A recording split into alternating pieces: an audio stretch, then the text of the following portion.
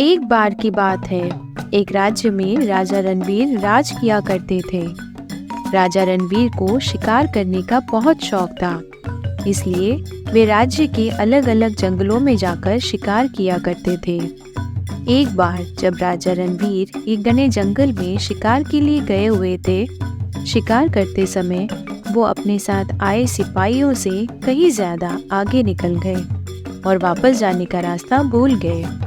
काफी देर घूमने के बाद भी जब उन्हें वापस जाने का रास्ता नहीं मिला तो वे थक कर जंगल में एक पेड़ के नीचे बैठ गए। काफी समय हो गया है रास्ता ढूंढते हुए, अब तो हमें भूख भी लगने लगी है।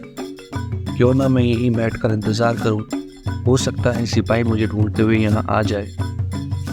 थोड़ी देर बाद राजा रणवीर ने वहाँ दो लड़कों को गुजरते हुए देखा। वे दोनों पास ही के गांव में रहते थे और दोनों अपने गांव की ओर जा रहे थे।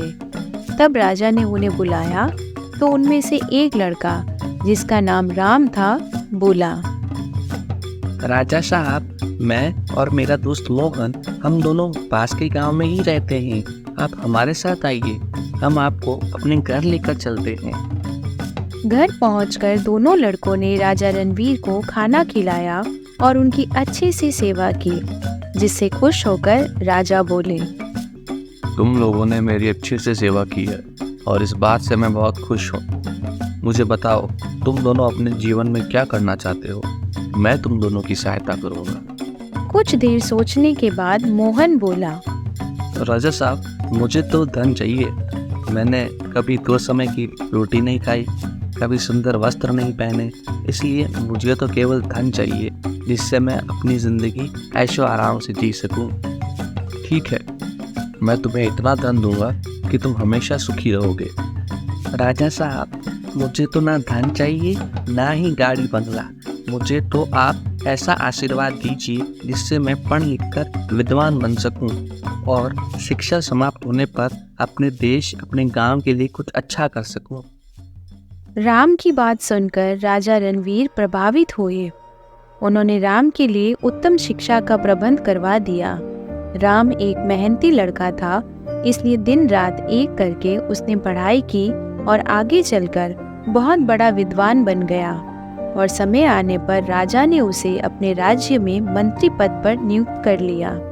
एक दिन राजा को वर्षों पहले घटी उस घटना की याद आई। उन्होंने अपने मंत्री राम से कहा, राम, बरसों पहले जंगल में तुम्हारे साथ मुझे जो तुम्हारा मित्र मिला था, आजकल उसके क्या हालचाल है? मैं तुम दोनों को एक बार फिर से एक साथ देखना चाहता हूँ। कल अपने मित्र को हमारे यहाँ भोजन पर आमंत्रित कर दो। राम ने मोहन को संदेशा भिजवा दिया और अगले दिन दोनों एक साथ राजा के सामने उपस्थित हो गए। आज तुम दोनों को एक साथ देखकर मैं बहुत खुश हूँ।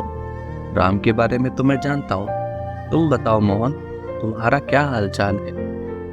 तब मोहन दुखी होते हुए बोला, राजा साहब, अब क्या बताऊं, आपसे उस दिन धन मांगकर मैंने बहुत बड़ी गलती कर दी। इतना सारा धन पाकर मैं बहुत ही आलसी हो गया और बहुत सारा धन मैंने बेकार की चीज़ों में ही खर्च कर दिया। मेरा बहुत सारा धन चोरी भी हो गया और कुछ ही समय में मैं वापस उसी स्थिति में पहुंच गया जिसमें आपने मुझे पहले देखा था। उसकी बातें सुनने के बाद राजा बोले, तो इस बात से तुम क्या सीखे मोहन, कि धन और दौलत जो होती है वो हमेशा हमारे साथ नहीं रह सकती, उसे कभी भी कोई भी चुरा सकता है, लेकिन शिक्षा एक ऐसा धन है जिसे कोई किसी से चुरा नहीं सकता। तुम राम को ही देखो, अगर इसने भी उस दिन तुम्हारी तरह धन मांगा होता तो क्या ये आज वहाँ होता जहाँ ये है? इसीलिए एक बात हमेशा याद रखना कि सबसे बड़ा धन शिक्षा ही है।